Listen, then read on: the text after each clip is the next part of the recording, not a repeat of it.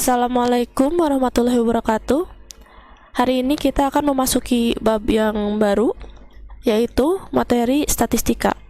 Statistika biasa dipergunakan di kehidupan sehari-hari, salah satunya yang sedang kita alami, yaitu kasus pandemi corona.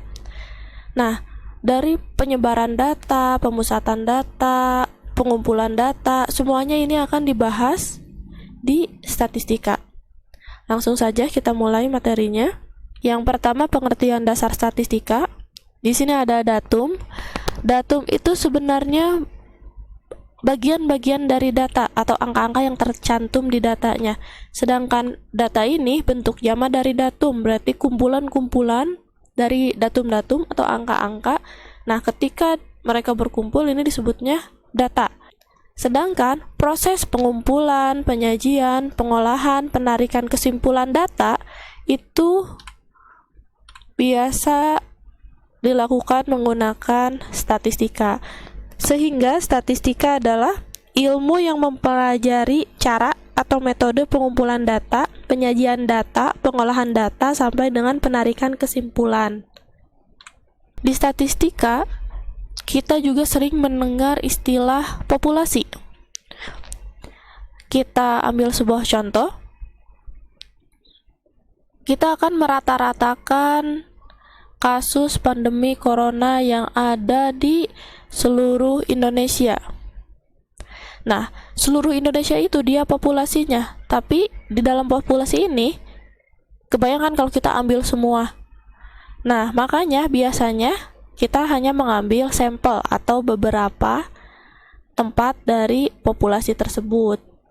Jadi misalkan yang dirata-ratakan dari setiap daerah ada berapa, kita ambil sampelnya. Nah, itu yang disebut sampel dan populasi. Contoh sampel dan populasi. Sekarang kita ke penyajian data. Penyajian data ini ada berbagai macam. Contohnya, data biasa disajikan secara tabel, bisa juga dengan diagram batang, diagram garis, atau diagram lingkaran, dan masih banyak lagi. Sekarang kita langsung saja ke penyajian data dalam bentuk histogram atau poligon frekuensi. Ini yang digunakannya bentuknya bentuk tabel ya, penyajiannya. Di sini ada beberapa datum ya, di sini ada data. Datanya kita akan buat tabelnya berdasarkan data tunggal. Nah, kalau data tunggal, di sini kita yang ditulisnya semuanya tunggal. Ini diambil dari sini, ada 1, tulis 1. Di sini kenapa tidak ditulis angka 2? Karena di sini tidak ada angka 2. Jadi Ibu lewat langsung ke angka 3, 4, 5, dan seterusnya sampai 16. Nah, cara menyajikannya, di sini ada tali atau bisa juga kita sebut turus. Nah, turus ini atau tali ini, kalian menghitungnya seperti ini. Misalkan ini 12, berarti masuk ke sini. 7, masuk ke 7. Jangan lupa yang udah dicoret biar tidak terulang lagi. 6, 1, 4, dan seterusnya.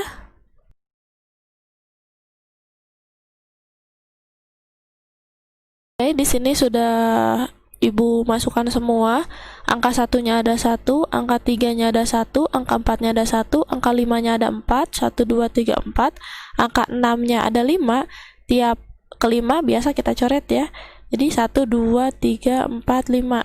Misalkan 1, 2, 3, 4, yang kelima jangan garis lagi tapi ditutup biar nanti mudah menghitungnya. Ini 6-nya ada 5, 7-nya ada 6, 8-nya ada 4, 9-nya ada 3, 12-nya ada 3, 16-nya ada 2. Kalian tulis di sini. Lalu kalian jumlah 1, 2, 3, 7, 12, 18, 22, 25, 28, 30. Jumlah data yang ada di sini dengan data yang ada di sini harus sama 30. Kalau ini 30, ini juga harus 30. Kalau ini kurang atau lebih berarti ada salah satu yang salah, entah itu kalian kecoretnya 2 kali, entah itu di sini sudah dicoret tapi lupa ditulis di talinya. Yang penting ini harus sama dengan frekuensinya. Frekuensi di data yang belum ditabelkan dengan data yang sudah ditabelkan harus sama. Kita ke penyajian data dalam bentuk histogram dan poligon masih sama, hanya saja datanya berkelompok. Kalau datanya berkelompok, di sini ada aturan tertentu yang harus kalian penuhi. Pertama, kalian harus menentukan dulu banyak kelas menggunakan aturan Stargate. Rumusnya, K simbolnya berarti panjang kelas itu dengan K. K sama dengan 1 ditambah 3,3 log N. Dengan N, ini banyaknya data. Tadi kalian sudah hitung kan, ini banyaknya data semuanya ada 30. Nah, langsung kita substitusikan ke dalam rumus. K sama dengan 1 ditambah 3,3 log N-nya 30. Maka di sini sama dengan 1 ditambah 3,3 log 30 itu sama dengan 1, ini kita kali ya, 1,47.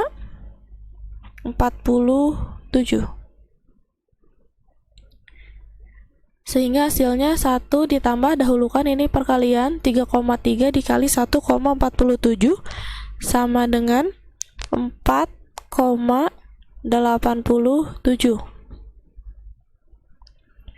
Hasilnya ini 5,87. Nah, kalau sudah kalian ketahui banyaknya kelas, sekarang kita akan menghitung panjang kelasnya.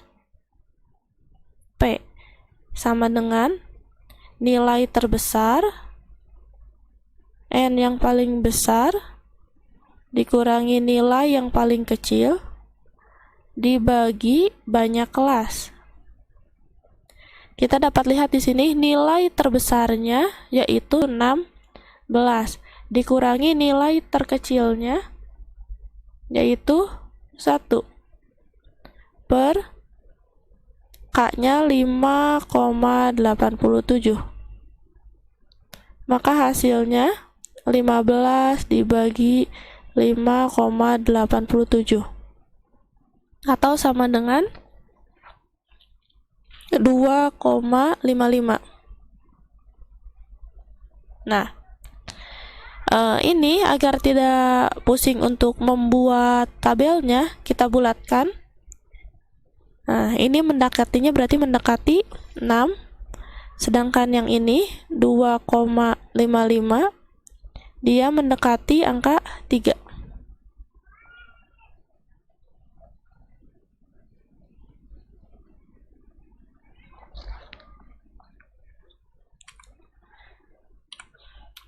Sekarang kita coba buat tabelnya.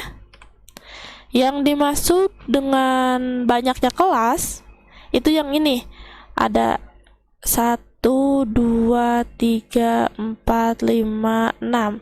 Nah, banyaknya kelas ini ada 6. Sedangkan panjang kelas yaitu ini. Bisa kalian kurangi 4 dikurangi 1, atau bisa juga kalian tulis di sini 1, 2, dan 3. Berarti di sini panjang kelasnya ada 3. Satunya dihitung ya, ada 1, ada 2, ada 3. Berarti di sini ada 3. Atau lebih mudahnya bisa dikurangi 4 dikurangi 1 sama dengan 3. Nah, seperti yang tadi yang sebelumnya. Panjang kelasnya 3, banyak kelasnya 6. Nah, di sini kalau sudah, tulis dulu yang terkecil 1, 2, 3, berarti sampai 3, 4, 5, 6, 7, 8, 9, 10, 11, 12. Ini tergantung dari panjang kelasnya. Kalau panjang kelasnya 5, berarti kalian tulisnya 1, 2, 3, 4, 5. Di bawahnya 6, 7, 8, 9, 10. Jadi ini tergantung panjang kelasnya. Karena ini panjang kelasnya 3, berarti di sini 1 sampai 3, 4 sampai 6, 7 sampai 9, 10 sampai 12, 13 sampai 15, 16 sampai 19. Untuk yang selanjutnya sama seperti tadi, pada saat menulis tali pada data tunggal, hanya saja di sini misalkan 12, kalian cari di sini. Berarti kalau 12 antara 10 sampai 12. Terus 7 masuk ke sini. 6 di sini. 6 1 4 5. Di sini 5 bukan 4 sampai 6. Berarti termasuk angka 5. 4, 5, 6 ada di sini. Berarti 5 masuknya ke sini. 6. Ingat, yang kelima dicoret. 7 di sini. Dan seterusnya hingga selesai.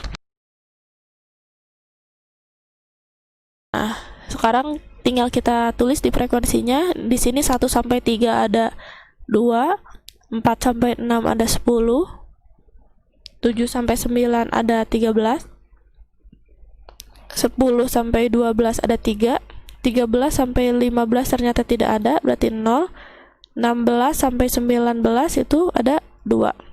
Kita jumlahkan. 2, 12, 25, 30.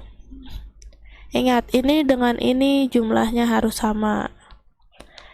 Ya, bisa dipahami. Terima kasih untuk materi ini, selesai sampai sini. Jangan lupa dikerjakan tugasnya. Lumayan ya, banyak. Jangan lupa kalian kumpulkan di aplikasi. Terima kasih, sampai ketemu lagi minggu depan.